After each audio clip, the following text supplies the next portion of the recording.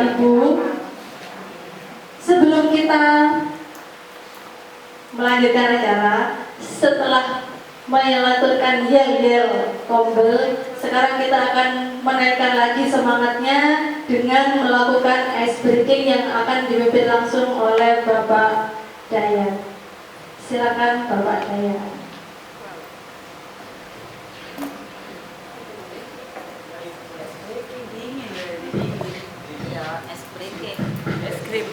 Assalamualaikum warahmatullahi wabarakatuh. Bagaimana kabarnya Bapak Ibu semua?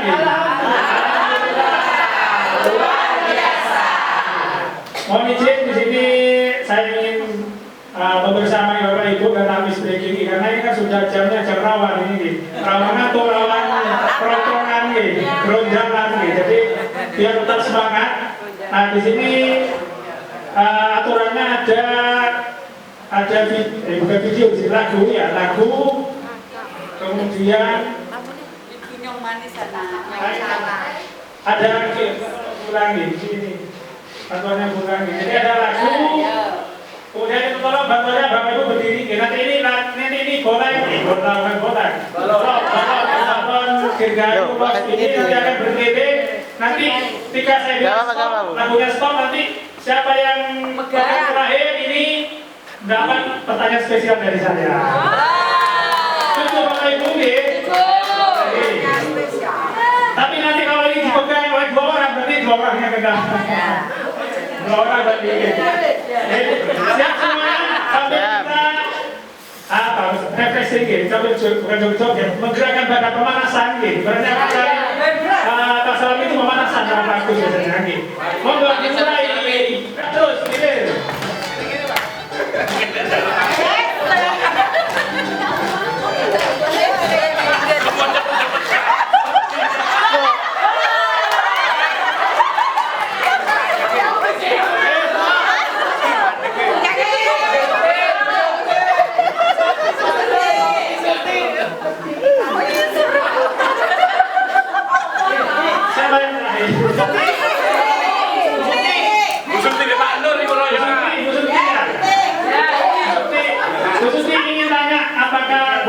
Memahami tentang disiplin positif. Insya Allah. Bagaimana sudah panas Bapak Ibu? Panas gitu. Berapa suhunya? Berapa derajat sudah ini panasnya? Oke, terima kasih dari saya. Mohon maaf atas kekurangan. Assalamualaikum warahmatullahi wabarakatuh. Baik, terima kasih Pak Dayat untuk semangat yang sudah dikeluarkan kepada Bapak Ibu guru semua pada siang hari ini. Bapak Ibu, acara selanjutnya adalah sambutan yang akan disampaikan oleh Bapak Kepala Sekolah SMP Negeri 7 Kota Probolinggo kepada Bapak Sudarman Kelas PDMPD, dipersilakan. Assalamualaikum warahmatullahi wabarakatuh. Alhamdulillah, puji syukur kepada Allah SWT, siang ini dalam kegiatan Kombel SMPN 7 itu kita bisa menghadirkan desiminasi dari CGP angkatan 11 yaitu oleh Bapak Adi Huda. Temanya hari ini memahami budaya positif ya. Jadi kita memahami budaya positif. Nah ini Bapak Ibu, ini merupakan sesuatu hal yang sangat penting. Jadi sebenarnya di antara kita, baik yang dilakukan oleh Bapak Ibu guru sendiri maupun siswa-siswa kita, itu banyak melakukan hal-hal yang positif yang kadang sering terabaikan. Nah untuk itu nanti bagaimana materi untuk terkait dengan budaya positif itu nanti itu akan disampaikan oleh Pak Yuda. Maka kepada Bapak Ibu mohon semuanya supaya untuk mengikutinya dengan baik. Saya ucapkan selamat mengikuti. Wabillahi taufiq wal hidayah. Wassalamualaikum warahmatullahi wabarakatuh. Waalaikumsalam warahmatullahi wabarakatuh. Baik, langsung saja Bapak Ibu kita dengarkan paparan dari Bapak Andi Huda untuk diseminasi dengan topik memahami kebutuhan murid dengan budaya positif di lingkungan sekolah. Kepada Bapak Andi Huda, dipersilakan.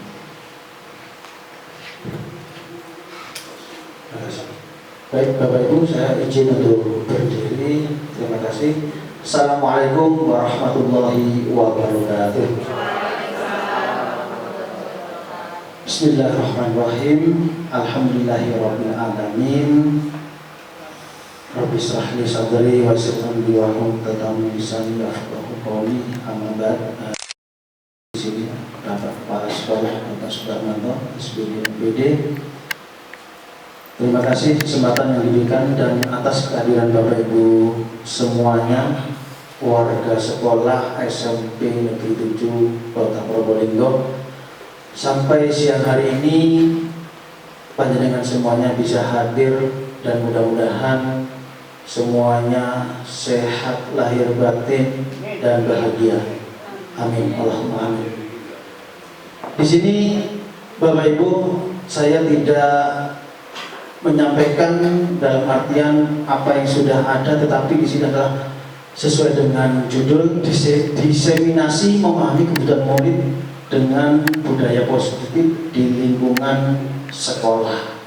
Ini sebenarnya sudah berjalan bagi kita, tetapi sebagai aksi nyata dalam proses pembelajaran bagi kita, ini refreshing lagi, dalam artian merefresh ya, untuk merefresh bagi kita semuanya, mengingat dan juga menerapkan di sekolah kita. Mudah-mudahan nantinya bisa lebih bermanfaat untuk kita semuanya dan kita merefleksi kembali apa yang sudah kita lakukan. Begitu Bapak Ibu. Kemudian next Pak Dayak, di sini topik yang akan saya sampaikan atau diseminasikan di sini yang pertama adalah disiplin positif dan nilai kebajikan universal, kemudian teori motivasi, hukuman, penghargaan, restitusi, keyakinan kelas, kemudian kebutuhan dasar manusia dan dunia berkualitas. Yang kelima ada 5 posisi kontrol, yang keenam adalah segitiga restitusi. Baik, kita lanjutkan untuk kesepakatan diseminasi pada kesempatan ini. Yang pertama, Bapak Ibu memberikan kesempatan nantinya kita banyak lebih mungkin interaktif, panjenengan bisa langsung menyampaikan. Kita sepakati Bapak Ibu kita berakhir sampai jam 2 hari nanti, jam 2. Mudah-mudahan ini tepat dan tidak menambah atau mengurangi. Kemudian Bapak Ibu bisa menyampaikan apa yang menjadi pesan dan kesan nantinya selama mengikuti kegiatan ini. Mudah-mudahan Bapak Ibu semuanya bisa mengikuti dengan baik. Next Pak Dayat, di situ pertanyaan romantik Bapak Ibu. Sekali lagi coba kita bisa angkat tangan mungkin nanti ya. Yang pertama, hukuman dapat mendisiplinkan anak. Bapak Ibu yang setuju angkat tangan. Hukuman dapat mendisiplinkan anak. Boleh saya hitung 1, 2, 3, 4, 5, 6, 7, 8, 9, 10, 11, 12, 13, 14, 15. Pada ya? Enggak ya?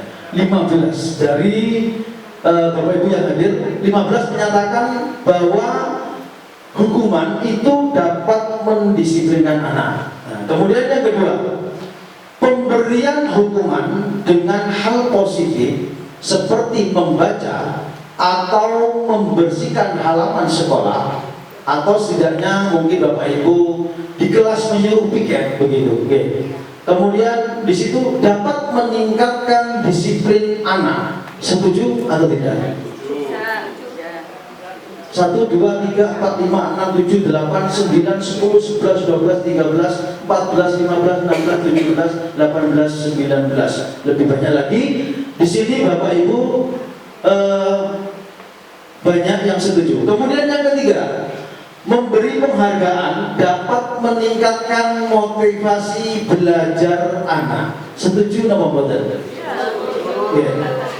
1, 2, 3, 4, 5, 6, 7, 8, 9, 10, 11, 12, 13, 14, 15, 16, 17, 18, 19, 20, 21, 22, 23. Oke, alhamdulillah. Bagaimana Bapak Ibu di sini? Bapak Ibu semuanya jawaban apa yang menjadi jawaban dari Bapak Ibu. Mari kita perhatikan next pada ya. Disiplin positif dan nilai-nilai kebajikan universal. Apa yang menjadi jawaban Bapak Ibu semuanya tidak salah, tetapi mari kita untuk memperhatikan apa yang menjadi jawaban Bapak Ibu tadi, kita masuk pada disiplin positif. Sekarang melihat perubahan paradigma Bapak Ibu. Di sini kegiatan kepalan tangan. Bapak Ibu mungkin nanti bisa memperhatikan di sini dan juga bisa mengilusikan ketika bersama murid di kelas G. Di sini ada A dan B, mungkin Anda Bapak Ibu sekalian bersama teman Anda di situ sobeklah secara kertas kecil. Dalam artian ini kita mengilusikan ada kertas kecil dalam genggaman kita. Di salah satu tangan Anda genggam, kemudian dengan segala daya dipegang sekuat-kuatnya. Nah, di sini panjenengan kemudian membuat sebuah kepalan. Di situ mencoba teman Anda yang B ini atau siapa dari rekan panjenengan semuanya meminta untuk memberikan benda tersebut. Jadi di sini kertas yang kita genggam tadi ingin diambil oleh rekan kita. Kemudian berbagai cara untuk memberikan benda tersebut. Jadi di sini dengan berbagai cara memintanya, apapun yang dilakukan dia berusaha dengan mudah nantinya genggaman ini bisa diberikan atau kertas tadi ya, secara kertas tadi diberikan kepada teman kita dengan cara membujuk, mengancam, menghardik, merayu, menyuap, apa saja agar dapat membuka kepalan tangan kita. Nah ini apa yang terjadi? Nah di sini Bapak Ibu sama dengan ketika kita mengantarkan murid kita nantinya, bagaimana kita dapat masuk ke dalam dunia yang tadi kita sampaikan,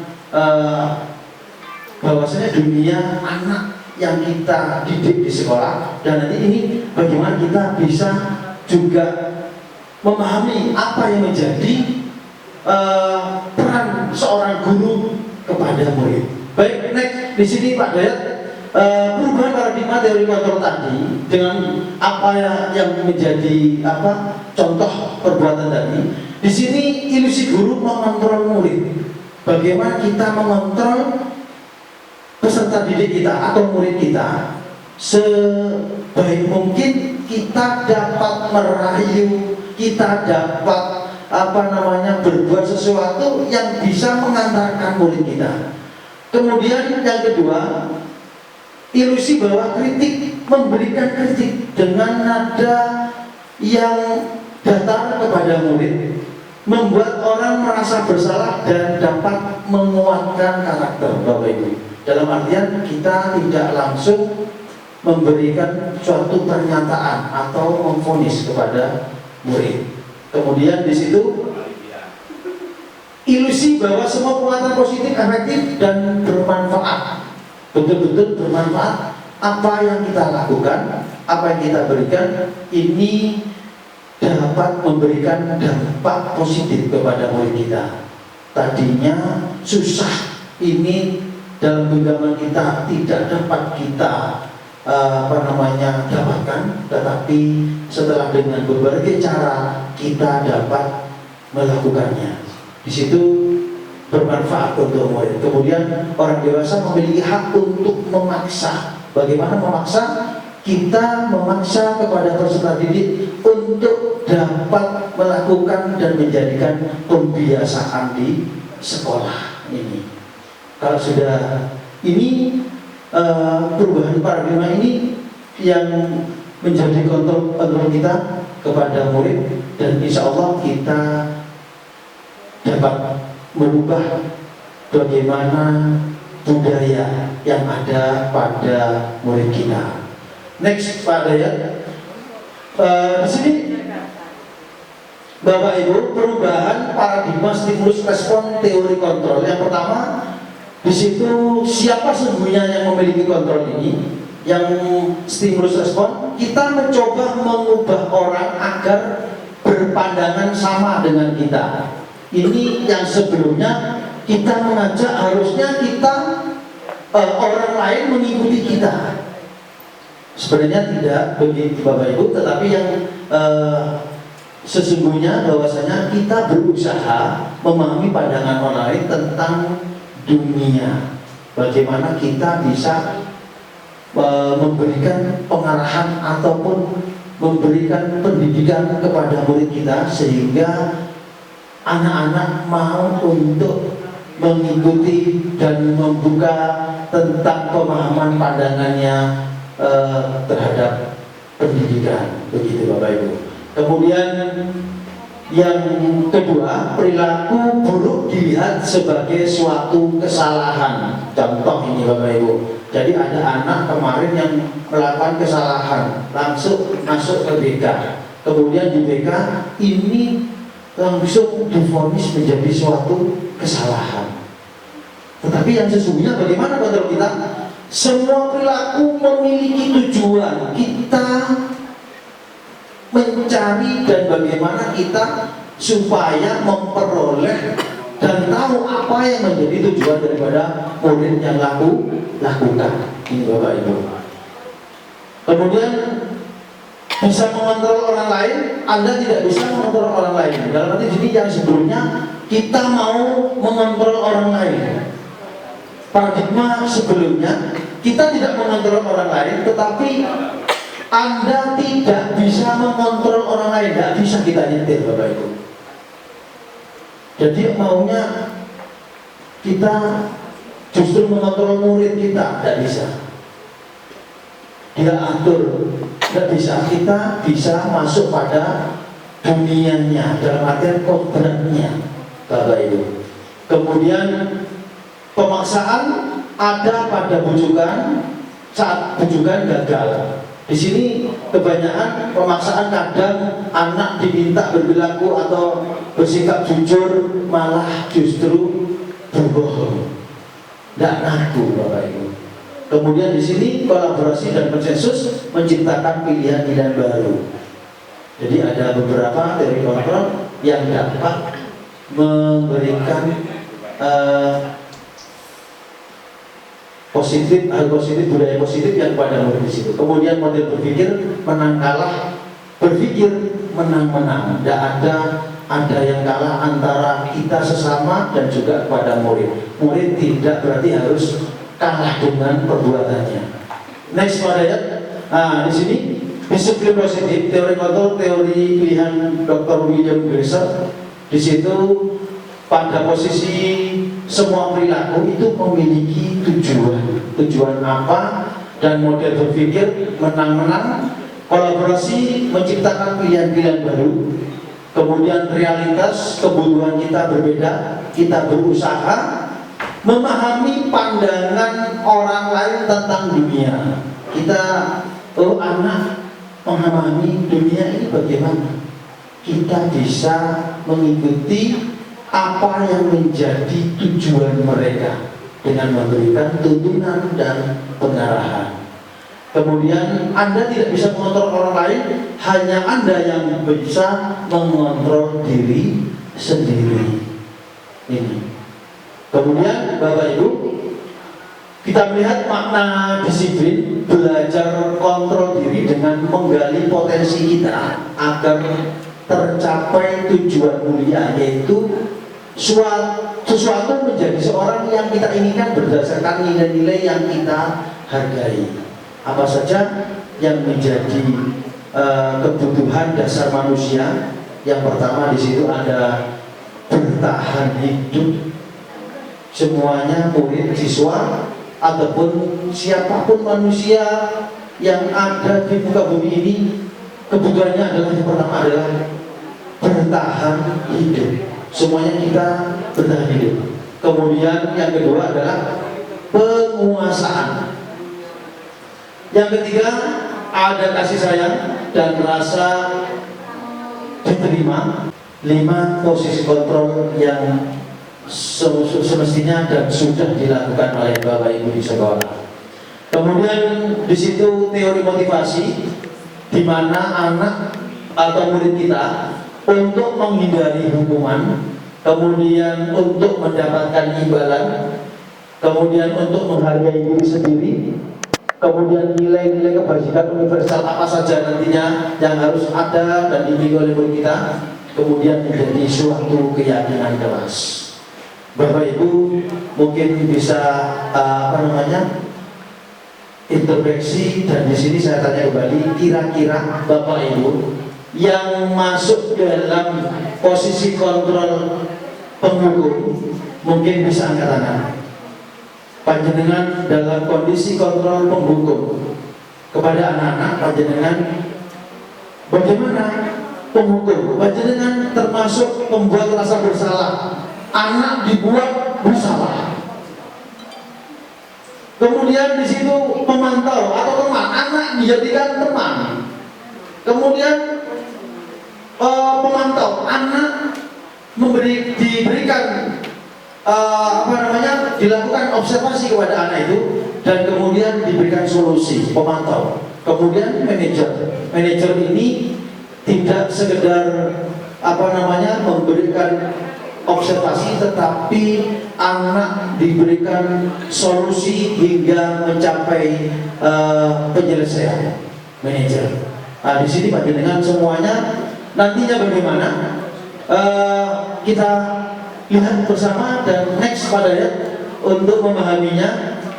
Makna disiplin di sini belajar, kita melihat apa yang menjadi bahasa Latin disiplina yang artinya belajar, Bapak Ibu. Kemudian konotasi dengan disiplin di sini dengan disiplin diri dari murid-murid Sokrates dan Plato. Kemudian disiplin di sini membuat orang menggali potensi menuju sebuah tujuan yang dia hargai. Apa itu, Bapak Ibu? Dalam budaya kita, makna kata disiplin telah berubah menjadi suatu yang dilakukan seorang pada orang lain untuk mendapatkan kepatuhan. Ini yang pertama. Kemudian kecenderungan umum adalah menghubungkan kita disiplin dengan ketidaknyamanan. Jadi rasa takut untuk memenuhi kebutuhan atau aturan, bukan dengan apa yang kita hargai. Sering kita anak disiplin dengan iming-iming memberikan imbalan. Kemudian yang berikutnya, pencapaian suatu tujuan mulia.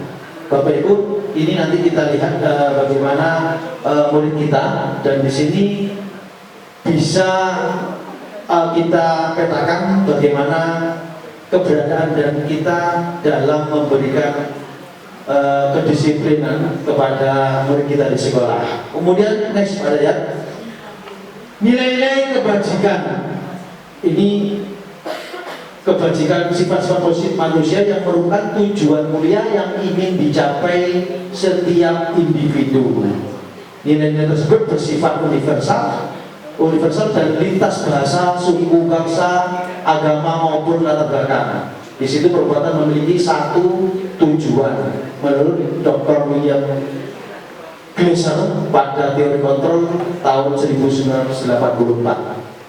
Kemudian dengan mengaitkan nilai kebajikan diyakini seorang, maka motivasi intrisiknya akan terbangun. Ini jadi motivasi intrinsik sehingga menggerakkan motivasi diri dari dalam untuk mencapai tujuan mulia yang diinginkan. Jadi nanti Bapak Ibu, siswa atau murid kita ini bisa tumbuh atas dasar kesadaran dan keyakinan daripada murid kita, Bapak Ibu.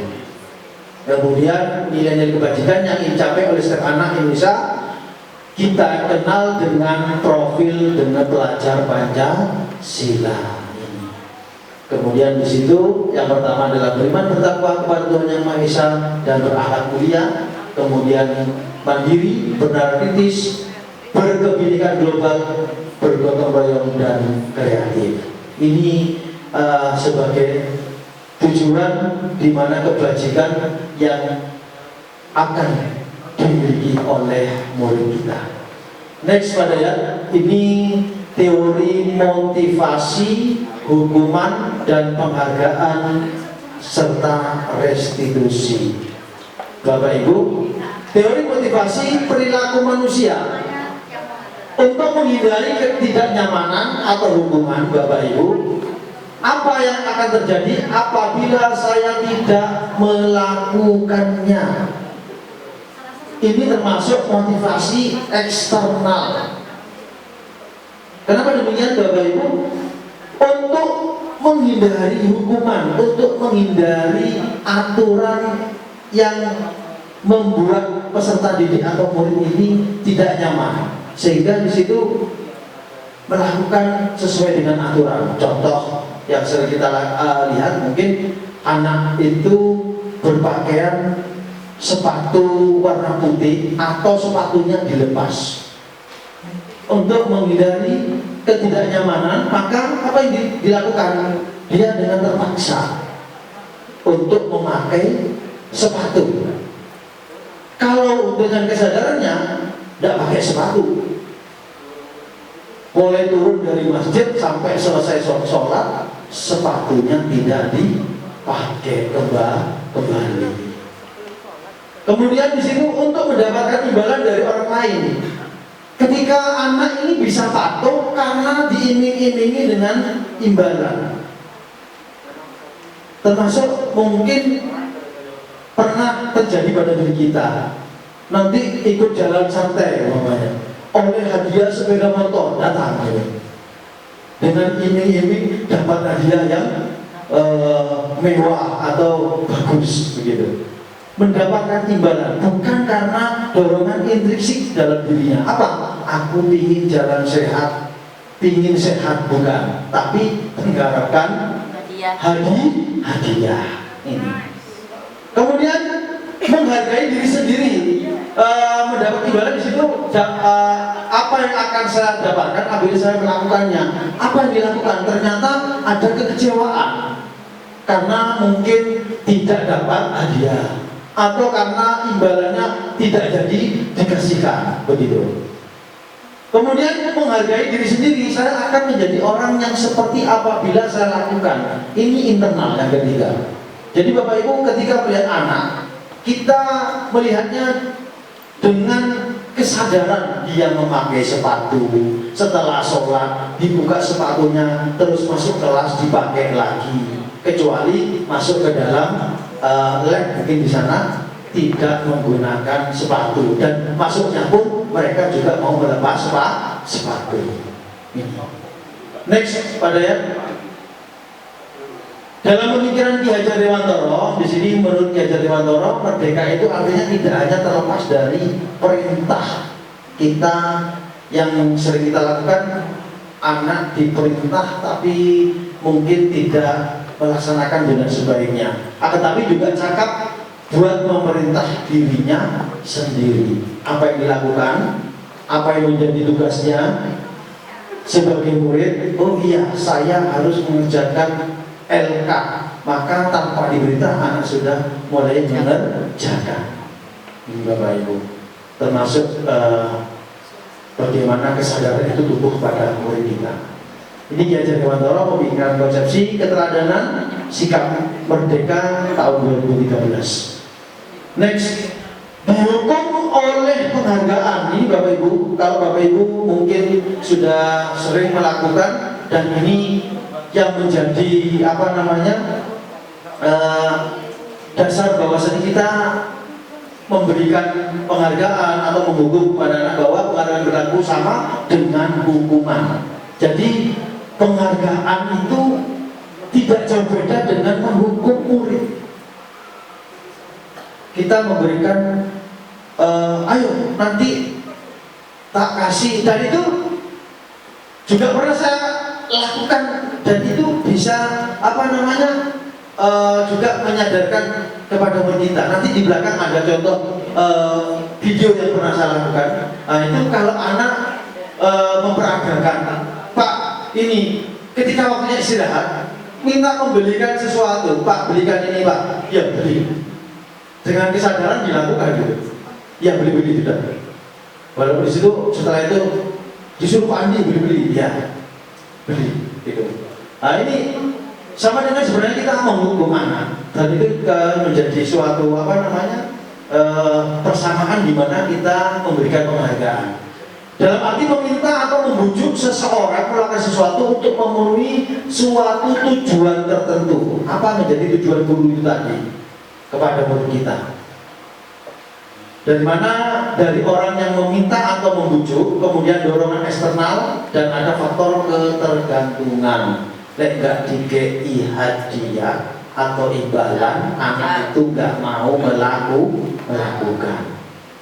Ini. Oleh karena itu kita samakan untuk persepsi kita, bagaimana kita dapat memberikan dorongan intrinsik dari murid kita sehingga dengan sadar mau melakukan sendiri. Kemudian di situ pengaruh jangka pendek dan jangka panjangnya apa? Kalau mungkin di situ lebih cenderung anak ketika mendapatkan penghargaan ini cenderung pada jangka pendeknya. Sekarang disuruh mendapatkan imbalan, disitulah murid kita melakukan, ya, dengan mengharapkan imbalan. Kemudian penghargaan menghukum. Di sini mungkin di penjelasan next ada ya di halaman berikut. Di situ dihukum oleh penghargaan. Di situ penghargaan menurunkan kualitas, di mana penghargaan itu menurunkan atau mematikan kreativitas anak. Anak tidak akan kreatif kalau nggak ada imbalan, justru tidak dapat atau tidak mau melakukan begitu. Kemudian penghargaan mengurangi motivasi intrinsik di sini. Apa? Bagaimana dan dorongan yang terjadi dari umur kita ini lebih banyak dari dorongan eksternal dari Bapak Ibu guru melakukan sesuatu dengan mengharapkan imbalan begitu. Jadi kalau kita melakukan memberikan perintah atau suatu tugas kepada murid kita, kalau tidak diberikan imbalan maka tidak dapat melakukan atau tugas tersebut. Kemudian next pada di situ tugas perbedaan hukuman dan konsekuensi. Ya, di sini mohon Bapak Ibu berkenan memberikan tanggapan. Sekarang tindakan guru yang pertama ini mencatat 100 kali di dalam buku kalimat tentang saya tidak akan terlambat lagi karena terlambat ke sekolah. Ini termasuk hukuman atau konsekuensi Bapak Ibu? Yang mengatakan ini adalah hukuman bisa angkat tangan. Oke. Mencatat 100 kali dalam buku kalimat tentang saya tidak akan terlambat lagi. Ini hukuman apa konsekuensi? Monggo. Itu hukuman. Okay. Kalau tata tertibnya belum tercatat, artinya aturannya nggak ada. Aturan Tadi itu hukuman. Tapi kalau sudah ada aturan, kamu terlambat sekali, sekian 2 kali sekian, itu adalah konsekuensi karena sudah melanggar aturan sesuai dengan kesepakatan. Okay. Terima kasih Pak Nur. Kemudian di sini benar apa yang disampaikan tadi, termasuk mencatat 100 kali dalam buku. Di sini nanti kita bahas di halaman berikutnya. Kemudian yang kedua, lari mengelilingi lapangan basket 2 2 kali karena terlambat hadir di sekolah. Sama. Selama aturan itu tidak mengatur, berarti itu hukuman. Hukuman, oke. Aturan itu mengatur seperti itu berarti Konsekuensi. Oke. Terima kasih Pak Nur. Hukuman. Bapak Ibu yang lain, hukuman atau? Sama hukuman. Oke. Terima kasih. Kemudian yang ketiga, murid diminta untuk push up 15 kali karena tidak menggunakan masker ke sekolah. Sama. Ya, sama. Oke. Berarti menghukum kali, hukuman ya. Kemudian menggantikan kertas teman yang telah dicoret-coret.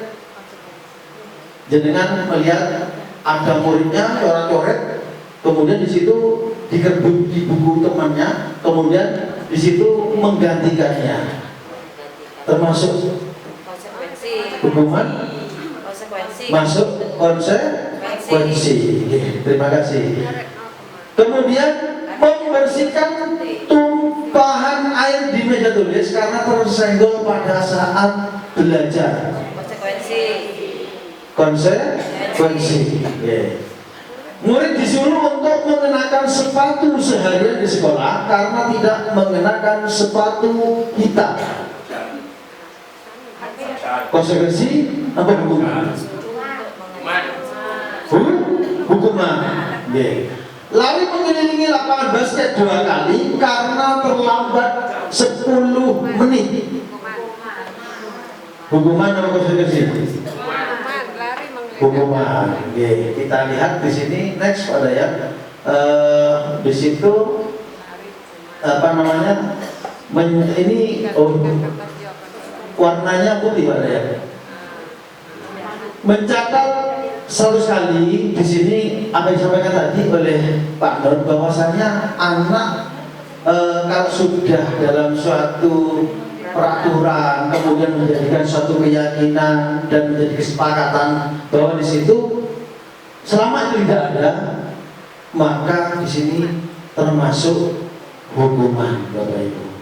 Kemudian juga yang kedua di situ lari mengelilingi lawan basket yang kemudian tidak ada apa namanya kesepakatan di sekolah, terlambat 10 menit atau di situ hadir di sekolah, maka masuk dalam hukuman. Makanya tidak ada Bapak Ibu kalau kita melihat murid kita terlambat ataupun di sini terlambat hadir di sekolah, maka tidak bisa memberikan konsekuensi kepada murid kita selama itu tidak ada aturan di sekolah. Kemudian murid diminta push up, ini sama Bapak Ibu, masuk dalam hukuman. Mungkin dalam pembelajaran ketika mungkin waktunya olahraga, mungkin Bapak Ibu ketika sudah terlambat ini langsung ayo push up, mau coba Pak Haji Selapnya mungkin push up 15 kali nah ini ya. Ini salah satu mungkin kalau sebagai pembelajaran yang sifatnya adalah mungkin yang sudah dilakukan tetapi belum dilakukan karena anak terlambat, baru ini bisa dilakukan sebagai konsekuensi. Gitu. Betul Bu. Terakhir. Karena terlambat pelajaran. Oke. Oh iya, anu Pak. Lari mengelilingi lapangan basket 2 kali karena terlambat. Ya ini masuk dalam Konsekuensi. Aturannya tidak ada.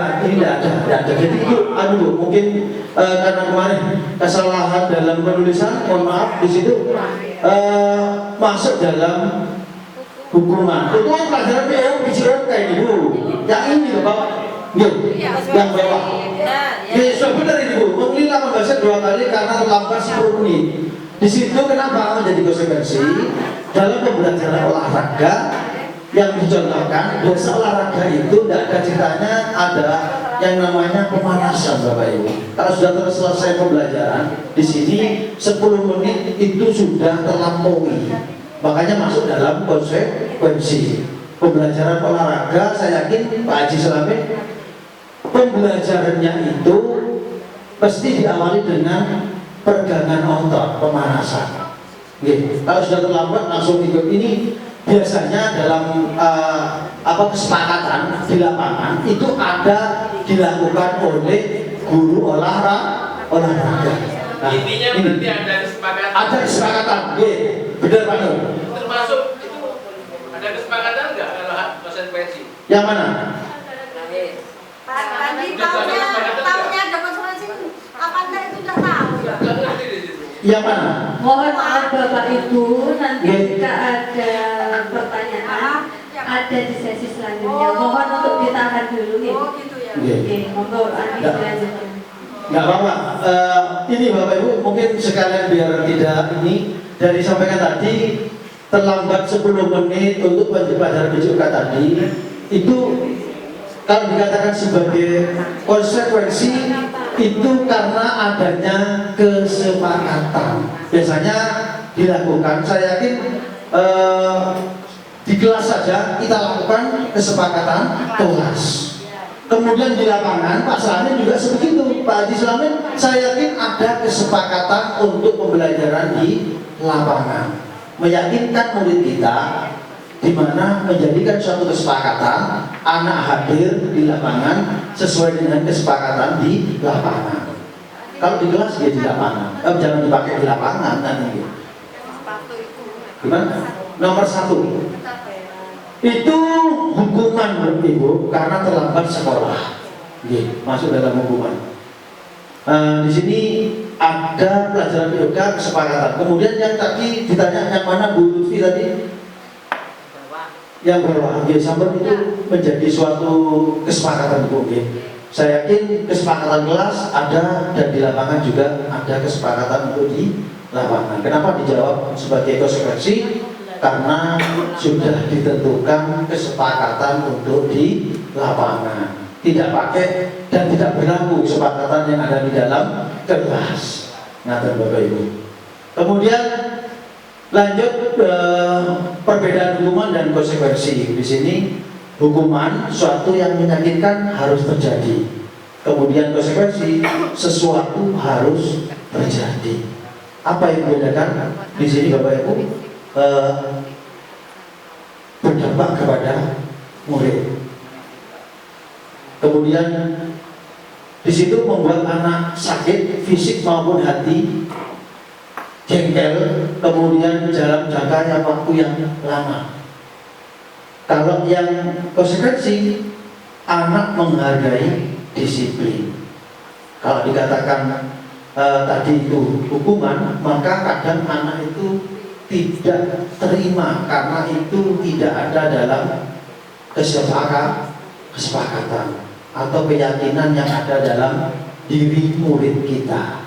Makanya kita mungkin sebelum melakukan sesuatu mungkin tanpa kita sadari juga melakukan sesuatu yang menyebabkan anak sakit. Dalam sakit ini adalah fisik maupun hatinya. Tidak sekedar sakit karena capek, tetapi secara batinnya juga tidak menerima. Kemudian paksaan, hukuman ini dipaksa, tidak dipaksa tidak jalan. Kemudian kalau konsekuensi ada stimulus dan tanggapan. Apa yang menjadi stimulus kita yang kita lakukan sebagai guru? Contoh, anak menumpahkan lem di kelas ketika B5. Kita harus memberikan stimulus kepada murid kita. Kalau itu ada dalam kesepakatan, kemudian kalau konsekuensi di situ kehilangan hak, dibuat tidak nyaman, diasingkan untuk sementara. Dalam artian apa? Hanya dalam jangka waktu pendek. Itu Bapak Ibu. Next, ada ya? Ini identitas gagal, hukuman, sesuatu yang menyakitkan harus terjadi. Konsekuensinya sesuatu harus terjadi, kemudian restitusi sebagai pilihan. Bagaimana identitas sukses dan identitas gagal yang sering kita mungkin lihat atau kita lakukan, Bapak Ibu. sesuatu yang menyakitkan itu gali identitas murid sebagai hukuman, ini termasuk identitas gagal. Mencari identitas murid kita tidak dapat menggali apa yang menjadi tujuan daripada murid kita sendiri. Melakukan kembali kepada konsep di awal, melakukan sesuatu mesti ada tujuannya. Ini Bapak Ibu. Kemudian sesuatu harus terjadi, konsekuensinya apa? Dan itu harus dilakukan. Kalau menumpahkan ya umpamanya ngepel atau membersihkan. Kemudian restitusi merupakan pilihan. Apa restitusinya? Apa solusinya? Dan bagaimana kita murid kita untuk mencari atau diberikan jalan keluar ini. Kemudian tidak nyaman untuk murid, anak untuk jangka waktu panjang. Kemudian di situ tidak nyaman untuk murid untuk jangka waktu pendek. Kalau ke konsekuensinya, kemudian restitusi, korban mendapatkan ganti. Dalam artian adalah di situ adalah solusi atau jalan keluar. Kemudian murid atau anak akan tersakiti, anak dibuat tidak nyaman, anak mendapatkan penguatan. Kalau restitusi di sini diberikan penguatan, bagaimana apa yang telah dilakukan, apa yang menjadi tujuan, kemudian diberikan penguatan, validitas, kemudian anak di sini mendapatkan penguatan dan diberikan solusi.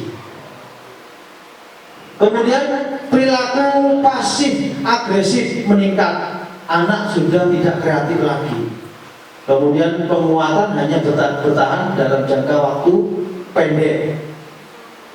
Kemudian di situ masalah terpecahkan. Jadi anak setelah mendapatkan penguatan, validasi, dan di situ sehingga ada solusi bagi murid kita.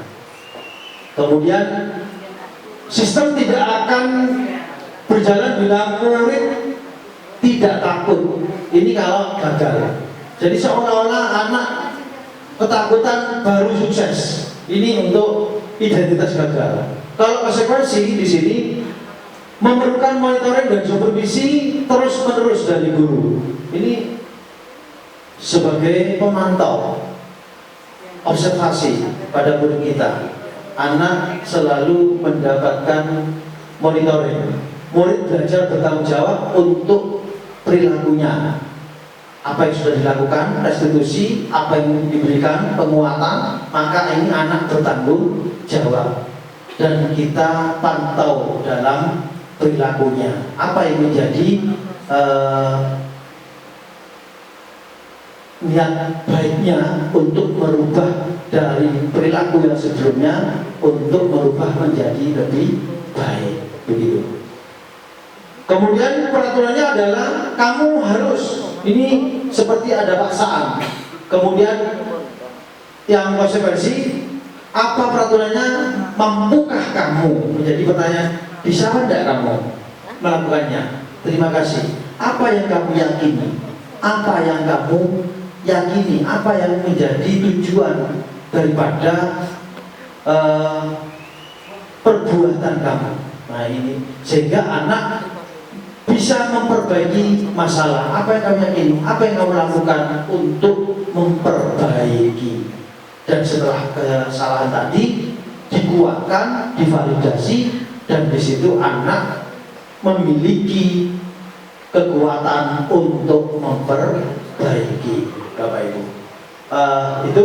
Kemudian yang terakhir di sini, murid anak membenci peraturan, murid menghormati peraturan, dan anak menghormati dirinya dan orang lain. Ya.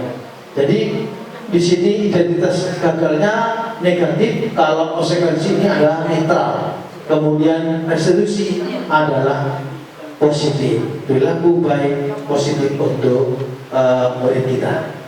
Next, pada di sini Bapak Ibu, restitusi masuk dalam budaya positif untuk anak didik kita atau murid kita. Ini ada restitusi. Bagaimana restitusi ini proses menciptakan kondisi bagi murid untuk memperbaiki kesalahan, ya, sehingga mereka bisa kembali pada kelompok mereka dengan karakter yang lebih kuat. Jadi ada keyakinan anak ini tidak minder di dalam kelas ataupun di lingkungan sekolah.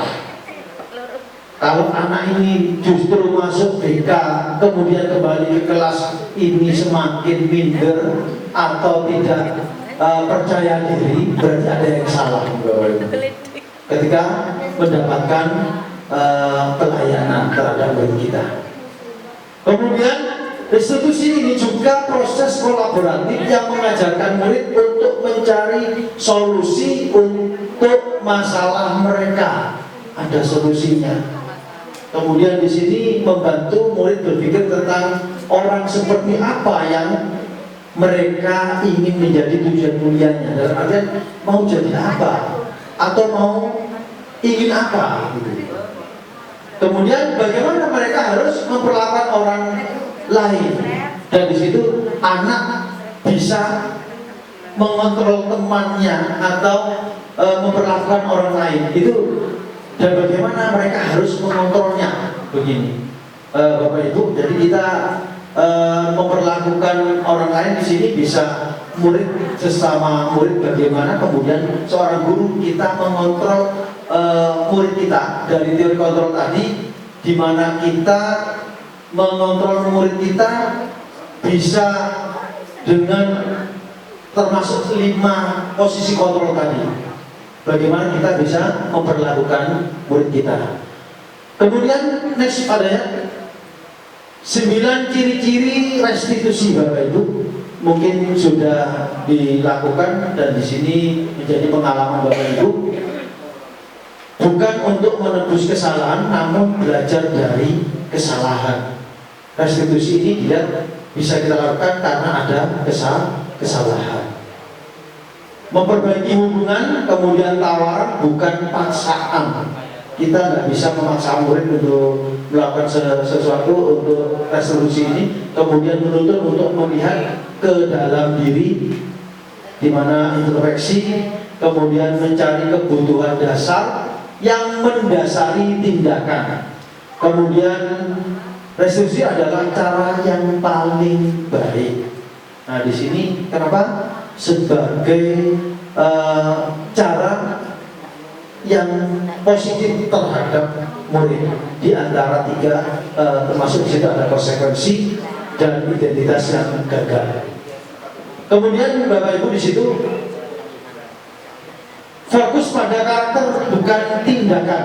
Bagaimana karakter murid kita sehingga kita benar-benar memahami, mengidentifikasi karakter murid kita, sehingga tidak hanya dinyatakan sebagai kegagalan dalam identitas murid. Kemudian di situ fokus pada solusi, kemudian mengembalikan murid yang bermasalah pada kelompoknya, sehingga Bapak Ibu, murid yang sudah diberikan restitusi tadi, jadi restitusi baik itu penanganan atau pelayanan yang ada di sekolah ini, kemudian anak kembali kepada kelompoknya atau kelasnya dan semakin percaya diri dan tidak merasa minder, Bapak Ibu. Next pada di sini keyakinan kelas.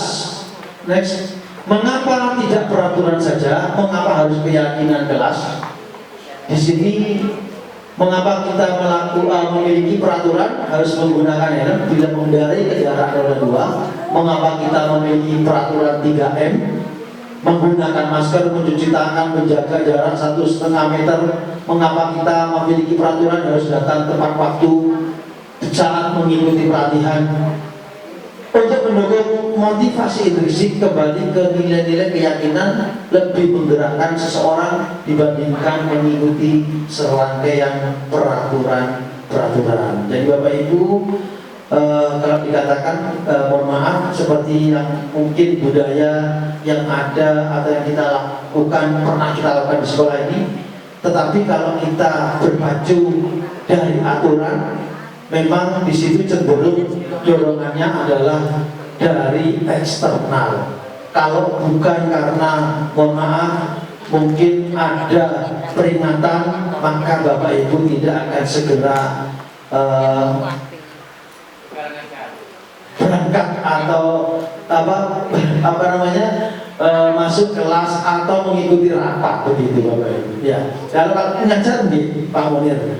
Di situ termasuk dorongan-dorongan yang mungkin kita tidak menyadari, termasuk yang pernah saya lakukan atau pernah panjenengan lakukan.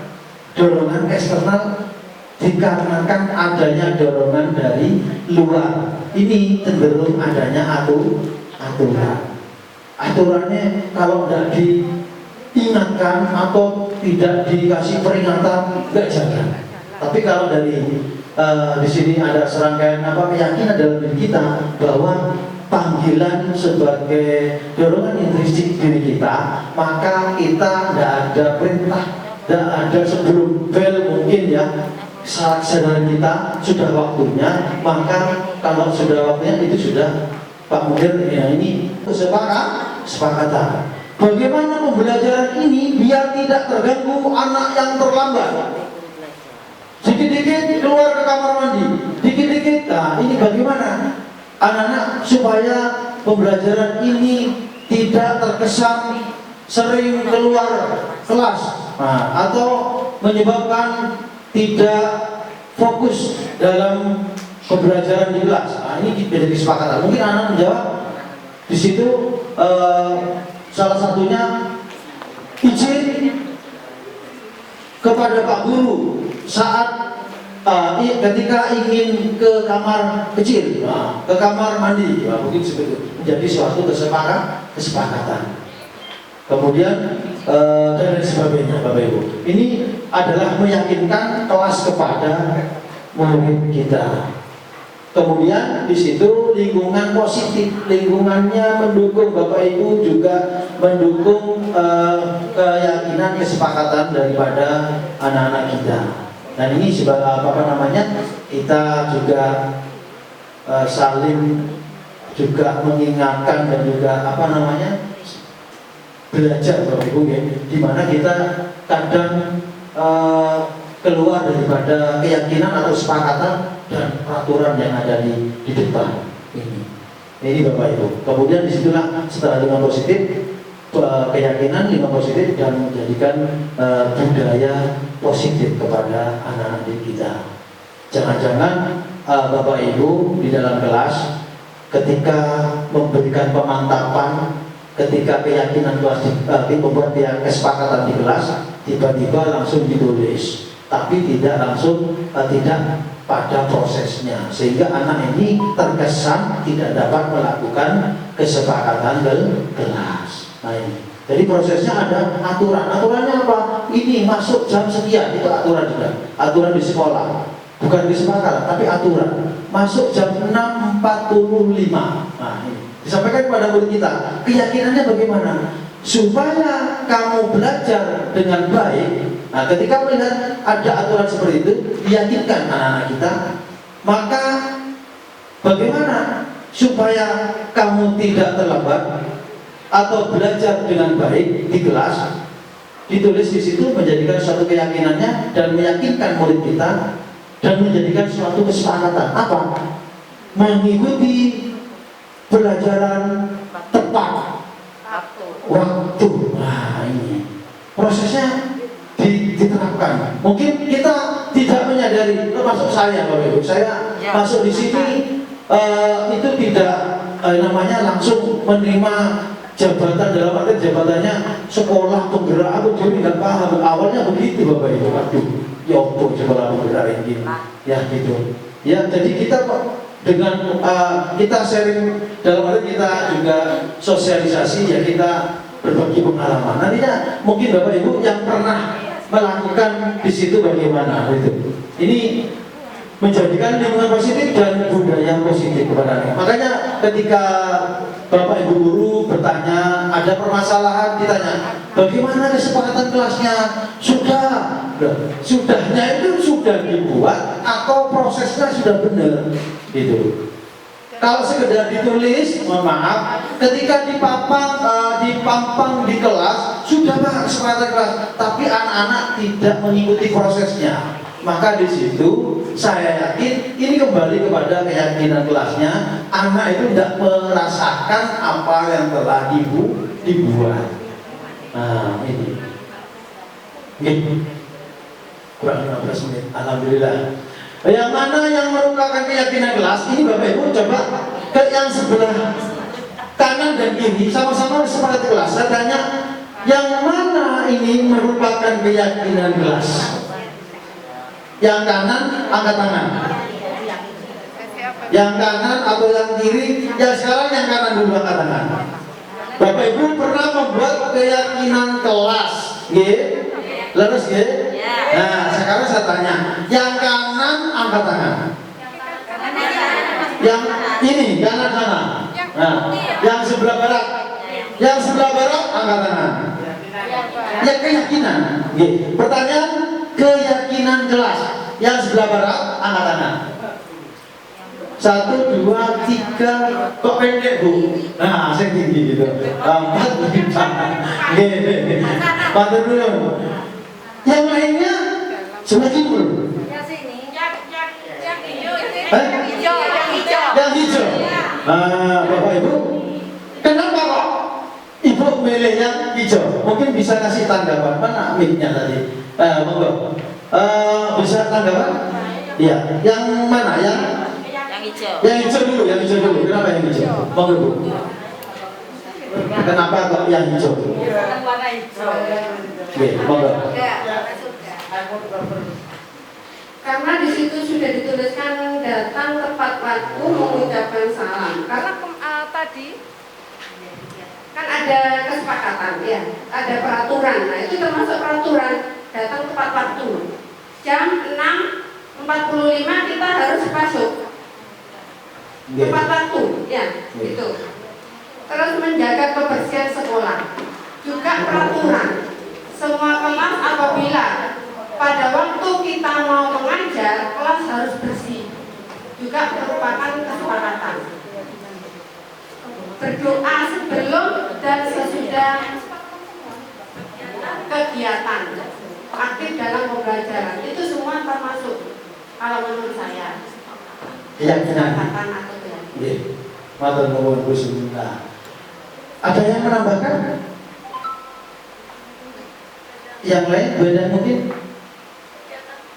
Yang ini menyatakan beda, yang hijau ya keyakinannya. Yang hijau, ya. Iya, yang hijau. Monggo beda. Yang kumat. Oh. Mate. Saya sepakat yang hijau. Kenapa? Kalau anak-anak sudah datang tepat waktu, misalkan salah satu contoh, kalau anak-anak terlambat di situ tertulis datang tepat waktu, otomatis ada konsekuensi yang dia hadapi nanti. Oh berarti kalau tidak datang tepat waktu berarti ada sanksinya. Dan kenapa termasuk kesepakatan kelas? Karena kesepakatan kelas ditulis berdasarkan atas kesepakatan bersama anak yang ada di kelas itu, sehingga terciptalah kesepakatan kelas. Sebelum menulis itu saya khususnya menyampaikan, kalau ada kamu tulis mengucapkan salam, otomatis sebelum masuk kelas harus mengucapkan salam. Kalau tidak, ya diulang. Begitupun berdoa. Kalau berdoa, ada Bapak Ibu guru mungkin lupa, di situ sudah tertulis berdoa sebelum dan sesudah kegiatan, ya kamu lakukan. Minta izin terlebih dahulu kepada guru yang berada di kelas saat itu, Pak izin berdoa dulu. Itu merupakan kesepakatan, karena Kalau kesepakatan kelas dilanggar, pasti ada konsekuensinya. Sepemahaman saya seperti itu. Terima kasih. Ya, terima kasih. Monggo Pak Munir, bisa disampaikan. Itu hanya menentukan keyakinan. Pak Munir, monggo Pak Munir. Menurut saya bahwa kesepakatan itu harus ada yang melakukan, siapa. Oh saya, oh kita, tidak ada subjeknya. Sedangkan keyakinan itu apa yang akan kita sepakati itu apa. Jadi menurut saya kesepakatan itu yang barang. Keyakinan ya? Itu pertanyaannya keyakinan. Keyakinan berarti yang timur. Berarti Yang hijau. yang keyakinan yang hijau. Ya. Saya sepakat kami, kita. Tidak ada subjek di situ. Terima kasih. Terima kasih Pak Munir. Sambut Pak Mas Haji, monggo Pak Haji. Bu Suti, Bu Suti, monggo Bu Suti disampaikan. Terima kasih Pak Munir dan juga Bapak Ibu guru yang lain. Di sini keyakinan ya, keyakinan kelas. Nah, monggo Bu Suti. Terima kasih. Kan ini membahas keyakinan. Kalau kesepakatan kelas, saya datang tepat waktu itu kesepakatan kelas. Kalau yang ditanyakan, mohon maaf ya, saya kok gagal fokus. Kalau yang ditanyakan keyakinan, saya memilih yang putih. Kenapa? Kami guru dan murid yang saling menyayangi. Itu membentuk keyakinan pada diri murid. Iya, saya saling menyayangi antara saya dan murid saya. Ya, saya saling menyayangi. Kalau kesepakatan beda lagi. Kesepakatan kelas adalah aturan kelas. Kalau keyakinan, iya saya saling menyayangi, iya saya semangat belajar, saya yakin saya bisa semangat belajar. Terus, ya saya peduli dengan teman saya, yakin kamu peduli saya dengan teman saya. Seperti itu alasan kenapa saya memilihkan warna putih. Terima kasih. Kalau yang kesepakatan adalah, kalau sepengetahuan saya, kesepakatan itu adalah aturan di kelas. Kalau kamu datang tepat waktu, aturannya datang tepat waktu, kesepakatannya sudah dibuat, ya kamu harus datang tepat waktu gitu. Harus ditaati. Kalau ini kan keyakinan, berarti meyakinkan dalam diri. Saya yakin saya mencintai, saling menyayangi teman antar teman. Saya yakin saya semangat belajar. Seperti itu. Menumbuhkan keyakinan dalam hati murid. Terima kasih. Semangat sekali ya Bu Sunti ya. Apa yang disampaikan oleh Bu Sunti dan Bapak Ibu sekalian di sini memang ini patut kita contoh Bu Sunti ya. Kenapa? Apa yang menjadi keyakinan itu yang menjadi tujuan keselamatan, kebahagiaan, di mana ada yang akan dilakukan Bapak Ibu. Nah ini, kami guru dan murid. Jadi kalau di kelas, guru dan murid punya keyakinan apa? Mau saling menyayangi, sehingga ada kesepakatan, termasuk kesehatan. Kemudian keyakinannya adalah untuk meyakinkan dalam bentuk kesehatan di sini. Kemudian gunakan masker atau jangan berlari di kelas atau koridor untuk keselamatan. Biar kalian selamat, biar kalian ini aman. Apa yang kamu lakukan? Nah, ini dalam pembelajaran kita meyakinkan kamu gak ada gurunya, ditinggal sebentar. Nah, ini memberikan keyakinan kepada murid kita sehingga benar-benar anak ini ada di keyakinan untuk keselamatan dan keamanan. Belajar di kelas, mengerjakan tugas, ini merasa nyaman, ada kesenangan tanpa menjadikan beban. Gitu. Kemudian next adalah, nah ini kebutuhan dasar manusia berkualitas. Kebutuhan dasar manusia yang tadi itu kasih sayang dan rasa terima. Ini love and belonging, survival, bertahan hidup, kesenangan. Jadi anak itu selain belajar itu membutuhkan kesenangan, tidak hanya menuntut untuk belajar dan belajar. Kemudian kebebasan dan penguasaan. Next, 5 posisi kontrol. Di sini Bapak Ibu, ya, 5 posisi kontrol. Di sini ada pendukung, pembuat orang merasa bersalah, teman, pemantau,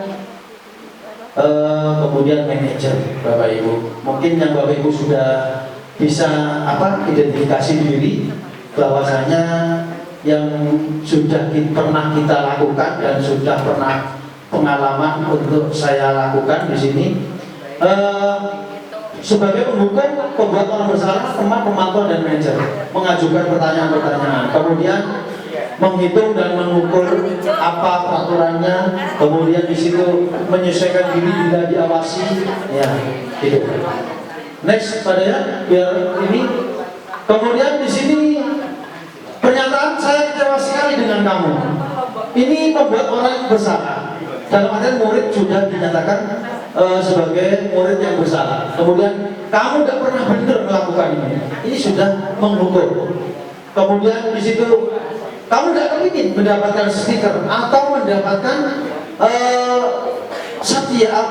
satvika. Nah, itu akan menjadi pemantau. Anak diiming-imingi dengan penghargaan. Ya. Kemudian bagaimana kamu bisa menyelesaikan masalah ini? Anak diberikan pertanyaan-pertanyaan. Di sini penguatan sebagai manajer. Kemudian yang terakhir, kamu selalu yang paling terakhir. Oh, ini biasa, ini mesti terakhir. Oh, ini menghukum kepada murid kita. Next ada ya. Bergerak antara peraturan, pemantau, dan konsekuensi atau hadiah, nilai-nilai manajer dan memperbaikinya. Di sini bedanya kalau kamu tidak atau saya akan. Nah, di sini apa yang kamu yakini? Nah, di sini meyakinkan, menguatkan kepada murid. Kemudian segitiga restitusi. Nah, ini Bapak Ibu materi atau yang materi konsep kita yang terakhir di sini tentang restitusi. Bagaimana kita mengatasi atau menghadapi masalah kepada murid kita. Segitiga menstabilkan identitas. Di sini setiap orang pasti melakukan kesalahan. Kemudian kamu bukan satu-satunya yang melakukan kesalahan ini. Kemudian nilai-nilai apa yang telah kita sepakati. Jadi ada keyakinan di kelas. Kemudian kamu ingin menjadi orang yang seperti apa? Anak ini tidak langsung divonis. Kemudian kamu tentu punya alasan mengapa melakukan itu. Jadi anak ditanya, kamu kok melakukan ini? Nah, kamu kenapa kok melakukan seperti ini? Ini anak diberikan validasi, kebutuhannya apa? Kok main sepeda? Kok sepeda sampai digantung? Nah, ini. Next ya. Kemudian di sini menstabilkan identitas, jadi membuat anak yang merasa gagal karena buat salah menjadi positif terhadap dirinya. Ini contohnya guru berkata berbuat salah itu hal yang manusiawi, dan di sini tidak ada manusia yang sempurna. Jadi ada penguatan kepada murid untuk memvalidasi kepada murid bahwa tidak murid saja yang salah, tapi gurunya juga pernah bersalah. Next pada. Kemudian validasi kebutuhan, mengenali kebutuhan dasar yang ingin dipenuhi. Biasanya di sini melakukan hal yang lebih buruk, tapi kamu tidak melakukannya kan? Nah, di sini kamu bisa saja lebih parah daripada ini, tapi kamu tidak mungkin melakukannya. Ya Banda, itu ditanya kepada murid kita. Kemudian next pada menanyakan keyakinan, jadi melihat kesalahannya dihubungkan dengan norma sosial. Apa nilai yang kita percaya di kelas atau sekolah kita, nilai-nilai universal apa yang telah kita sepakati. Jadi kelas yang ideal itu seperti apa? Ini ditanya, kamu ingin maunya jadi anak yang seperti apa? Kamu maunya apa yang kamu rasakan, apa yang kamu lakukan itu menjadi orang yang seperti apa? Ini untuk menguatkan dan menanyakan keyakinan kepada murid kita. Next. Nah, kemudian intervensi di sini bisa membantu murid kembali ke tujuan semula, yaitu dengan cukup singkat dengan cara non konfrontatif. Di situ, apa kamu ingin berbuat baik? Nah, iya Pak. Apakah kamu saat ini sedang menjadi orang yang kamu inginkan? Iya Pak. Atau tidak Pak? Maka apa yang kamu inginkan? Saya ingin belajar dan menjadi anak yang pandai. Nah, ini next. Nah, ini Bapak Ibu, Ini video amatir yang setelah saya buat. Ini mungkin Bapak Ibu sepintas saja yang bisa Ibu lihat.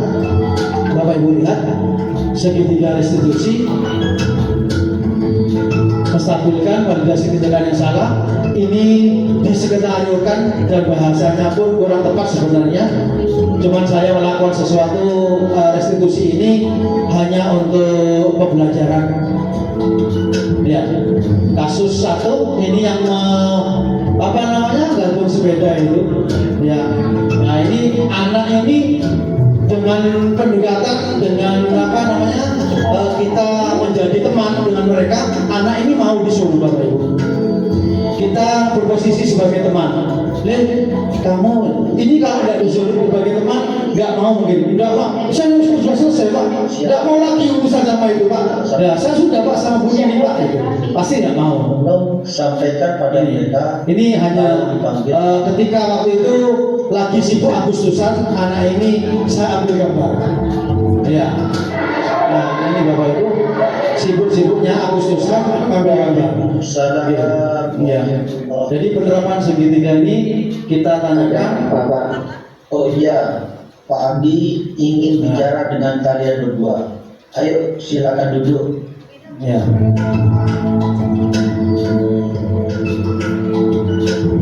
Jadi Bapak Ibu punya kesempatan untuk menstabilkan ya. Dan Sahur, tadi ada teman kalian yang melaporkan disingkat-singkat aja Pak ya, mungkin di bahwa ada yang bermain sepeda di tempat parkir. Nah, sampai yang kasus satu saja. Nah, ya, tidak bisa. Nah, ini tadi yang kedua, yang pertama aja. Nah, sebelumnya setelah menstabilkan, semoga kesalahan kalian tidak terulang kembali. Kita meyakinkan kepadanya untuk murid kita di peraturan di tempat parkir. Bagaimana kita meyakinkan? Nah, silahkan kalian boleh istirahat kembali. Nah, ini apa setelah meyakinkan, validasi, meyakinkan dan anak mau berubah. Ketika itu anak, ayo sepeda sih nggak bener ditoto sengapi. Nah, di situ. Jadi anak mau memperbaiki perilakunya sehingga anak berbuat baik. Tidak lagi berbuat yang salah, tetapi justru membantu untuk kebaikan di tempat parkir. Ini Bapak Ibu hanya satu kasus saja.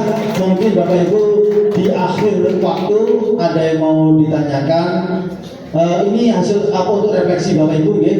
Nanti Bapak Ibu di sini mungkin 1-2 perwakilan Bapak Ibu guru. Hal baru apa yang mengubah paradigma saya yang saya dapatkan? Mungkin nomor 1 yang bisa mewakili, monggo Bapak Ibu sebelum kita akhiri bisa menjawab. Mungkin monggo Bu. Ya. Tadi tentang monggo. kesepakatan dan keyakinan. Karena dari keyakinan di situ membentuk kesepakatan. Itu aja yang saya. Jadi bermula dari keyakinan, kemudian dibentuklah kesepakatan. Itu aja. Terima kasih. Ya, terima kasih Bu. Itu jadi apa yang disampaikan tadi oleh Putri. Jadi hal baru apa Putri menyampaikan di situ. Jadi ada prosesnya mulai dari keyakinan dan pemantapan untuk memantapkan keyakinan murid kita sehingga murid kita benar-benar bisa yakin apa yang bisa dilakukan dan untuk memperbaiki perilakunya sehingga menjadi suatu kesepakatan. Monggo. Yang kedua, perasaan apa yang muncul selama mengikuti diseminasi ini? Monggo, Bu Lutfi. Ini kok Bu Lutfi. Perasaan apa yang muncul? Monggo. Perasaan senang. Karena tahu. Tapi saya masih bingung. Pak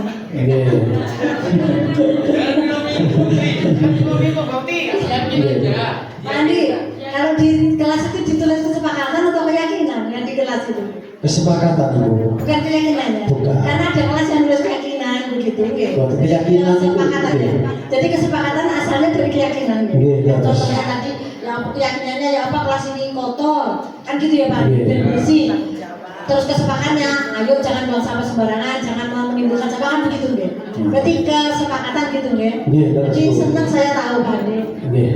Terima kasih Bu Lutfi. Ya, jadi itu keyakinan adalah prosesnya Bapak Ibu. Ya. Jadi akhirnya nanti menjadi suatu kesepakatan. Terima kasih Bu Lutfi. Kemudian peran Among mungkin ini yang terakhir dari Bapak Ibu.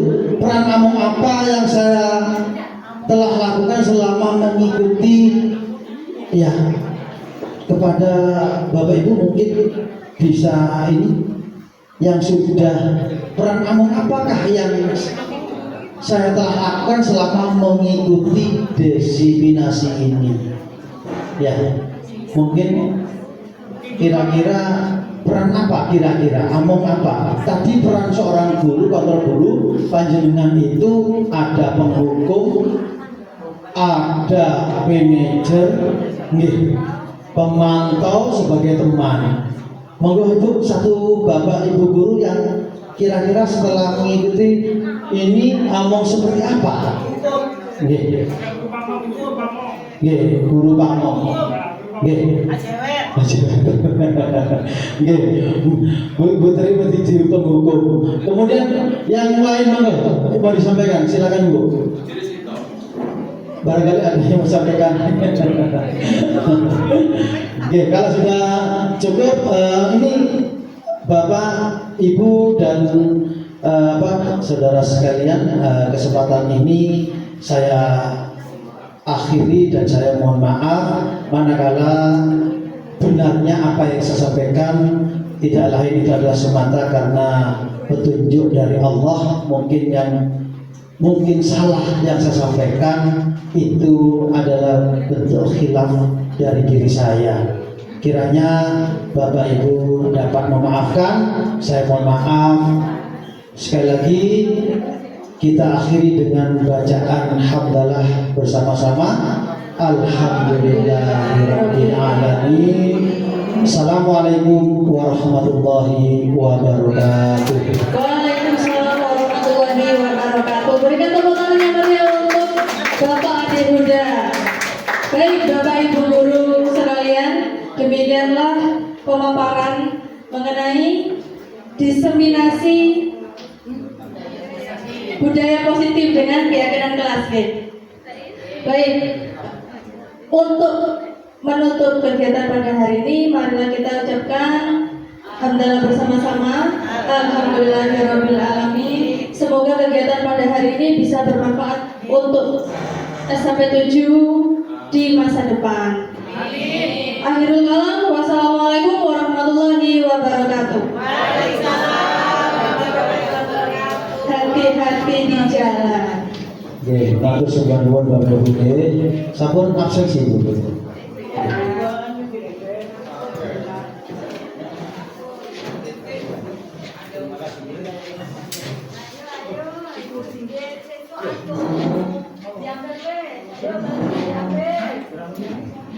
Itu